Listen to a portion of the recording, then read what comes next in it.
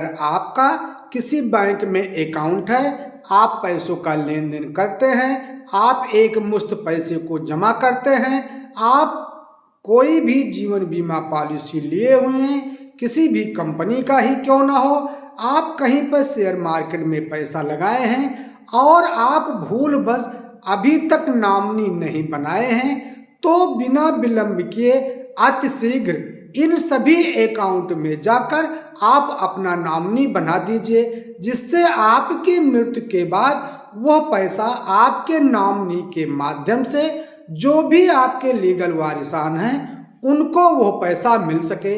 आपने जिसको नॉमिनी बनाया है वही पैसों का हकदार है। आपका यह सोचना गलत हो सकता है, क्योंकि सुप्रीम कोर्ट ने एक बड़ा आदेश दिया है। सारांश में उस आदेश को जान लेते हैं।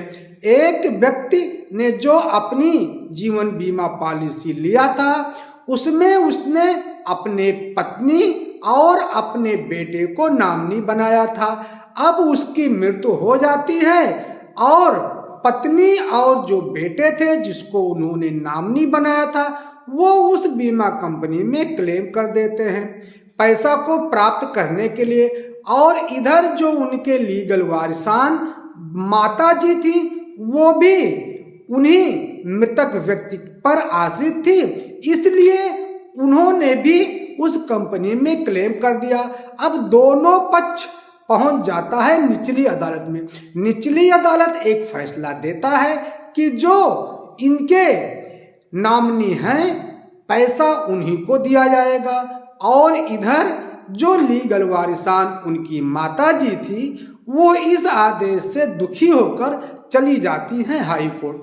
मगर हाई कोर्ट ने भी निचली ही अदालत के आदेश को बरकरार रखा और ये कहा कि जो नॉमिनी है पैसा उसी को ही दिया जाएगा।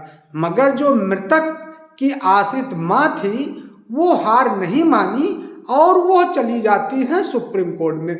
सुप्रीम कोर्ट में दोनों पक्ष पहुंच जाते हैं। जो उनके लीगल वारिसान माताजी थी वो पहुंच जाती हैं और जो उनके नॉमिनी थे वो पहुंच जाते हैं। दोनों पक्षों की बहस सुप्रीम कोर्ट में होती है। अंततः सुप्रीम कोर्ट इस आदेश में यह पारित करता है कि यह जो नॉमिनी का पैसा है इसको 3 बराबर हिस्सों में बांट दिया जाए, और पहला हिस्सा उसकी पत्नी को दे दिया जाए, दूसरा हिस्सा उसके बेटे को दिया जाए, तीसरा हिस्सा जो उसकी लीगल माताजी हैं वारिसान हैं उनको दे दिया जाए। क्योंकि जनरल रूल ये कहता है कि किसी भी संपत्ति का यदि वह व्यक्ति मर गया है, उसकी मृत्यु हो गई है, तो जो उसके लीगल वारिसान हैं उन्हीं को मिलेगा। लीगल वारिसान में जो उन पर आश्रित हैं, जैसे उनकी माताजी हो गई, उनके पिताजी हो गए, या उनकी मृतक व्यक्ति के पत्नी हो गई, या मृतक के बच्चे हो गए, तो जो भी लीगल वारिसान हैं वह उन पैसों के हकदार हुए। 3 उनके वारिसान थे, माताजी थी और उनकी पत्नी थी और उनके बेटे थे।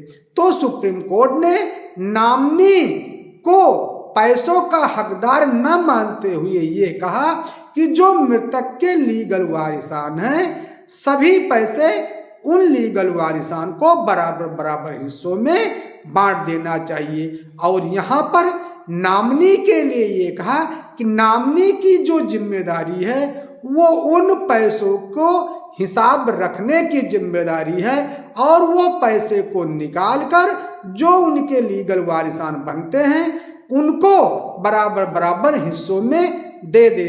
तो जो नॉमिनी हुई वो एज ए एजेंट की भूमिका में आती है, ये कहा है सुप्रीम कोर्ट ने। केस का टाइटल है सर्वेश्वरी वर्सेस श्रीमती उषा। नॉमिनी का मतलब केवल पैसों के हिसाब तक सीमित रखा है।